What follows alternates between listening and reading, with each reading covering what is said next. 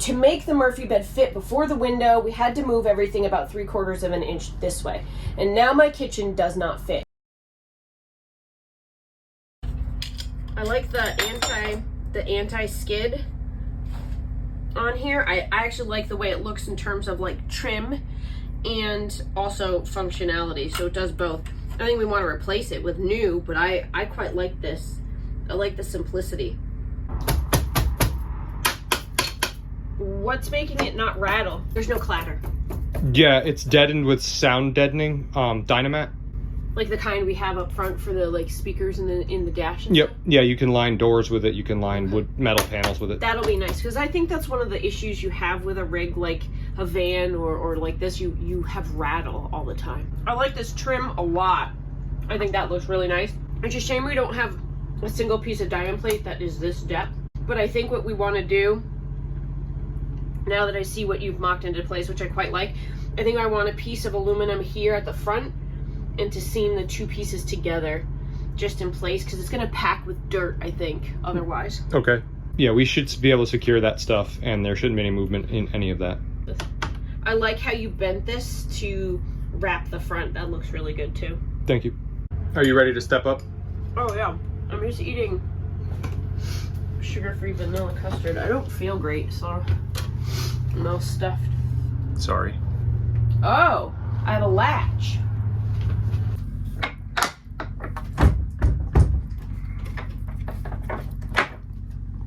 I like that it's a rubbery sort of bump stop. That's nice for safety. I can put an Amazon affiliate link in the description box below. I pull it just slightly to the driver's seat and then flick it back. And then to close it, it just locks into place.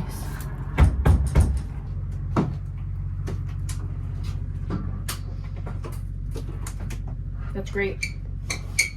That's really great.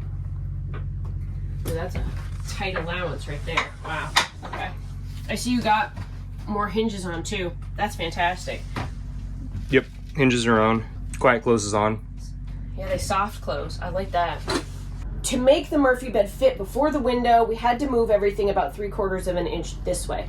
And now my kitchen does not fit. And to solve that, what I'm going to do is I'm going to lift my countertop up onto this piece of 80/20, and I'm going to eat up the reveal here. And then my solution on the other end to compensate for the rest of that discrepancy, as you can see, we've cut this wall, and now it's going to sit on top of the countertop so it can be shifted in ever so slightly and supported here. And we will figure out what kind of under the counter stuff is going to happen later as we run plumbing and all of that. By lifting the countertop up onto this reveal that I had hoped to have, I now have a space right here. And what might be nice is to use a cutting board or have something that pulls out to give extra workspace. I don't know. That takes some engineering, and we'll need to revisit this as we set up the kitchen. We've also mocked into place a pretty minimalist shelf here. I kind of wish it was sticking out a little further, but I actually think this is really, really nice, and it matches the trim here. We are going to need to make some adjustments to this window box, but I actually think it might still mostly get the job done. I think I need to have the drawers removed and to crawl under there and really sort of figure it out, but more to come on this later. We have here a drawer and another drawer. Individually, they operate like this. And what we've decided to do to cover this space is have two drawer faces plated together to pull out. So this drawer pulls out, this area is just static storage, but the faces match and look like two drawers on this side. IKEA sells a device that will plate two of their drawer faces, their pieces, together and make them in so it looks like one. I think this will be for the cost, the best solution. I already own the doors and the plate is under $20. I've improved upon my hinge fitment since my first try. I've got a process that makes it a little bit easier. One of the things with the hinges that we're using is their IKEA European style hinges. They come with this backing plate that has two screws to mount into a wooden box. That doesn't work for us. What we need is a different shape backing plate, and the one that is available has these little I don't know if you can see them. This won't slide back on here because it has these two front clips, and they help with alignment on a wooden cabinet box. What we have to actually do is knock them off just to get them to line up on the 80/20. So that's what I've done with this one here. And I've changed my method for doing that. So previously I spent a bunch of time filing at the edge to get these little clips off. And I've determined that it's actually better to take the vice grips and essentially grab onto this little clip here at the tip and just break it off, and then come back and file everything. And then the final modification step is to take one like this. These two mounting holes are in the wrong place. They actually need to be re-drilled out further in this flat spot. These actually have a recessed position you can see here from the backside, and all you need to do is drill in that hole to open it up. So here's the backer installed, and then there's the hinge. Ready to show off your Christmas shoes? They're better than the duct tape specials. Oh, they really are. Look. Ta-da! Think I'll be faster? I don't know if you'll be faster, but it'll keep the mud and the dust out. Yeah, I don't think they're as like sturdy as the other ones, but that's okay for now. This is what they had in my size. It's waterproof, so. It's a definite improvement. I'm pretty happy with how the steps came out. The reason that the bottom plate is not done in one piece is that I shopped for this metal out of the scrap. They'll let you have the scrap for about 2 times scrap price, so less than $1 a pound. And I was able to get a lot of long strips of metal to be able to do this for not very much money.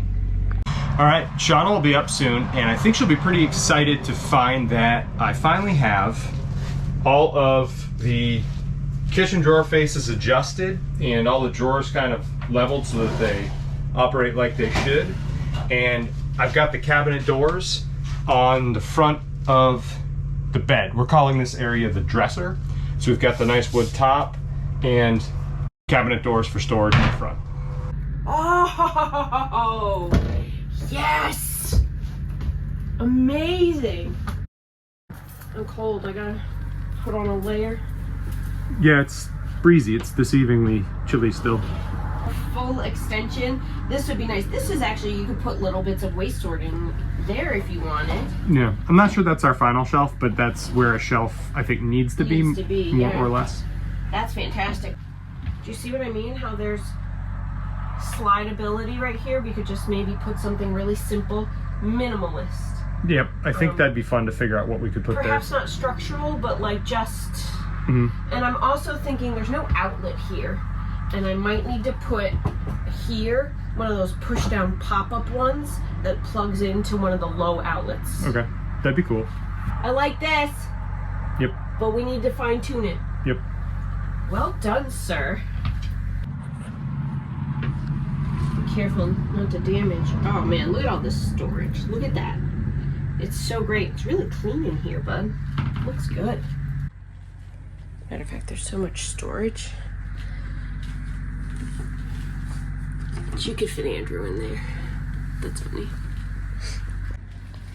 I think we need to take these doors off. Ultimately, yes, we need to put them back in the boxes. And keep them safe and undamaged. But They look great, and I'm glad the hinges are on. Come on out. Okay. It's a really nice day out. Windy and cool, but it's nice. I think this would be a good day for you to take down that tank. The belly pan in the back? Yeah. Yeah.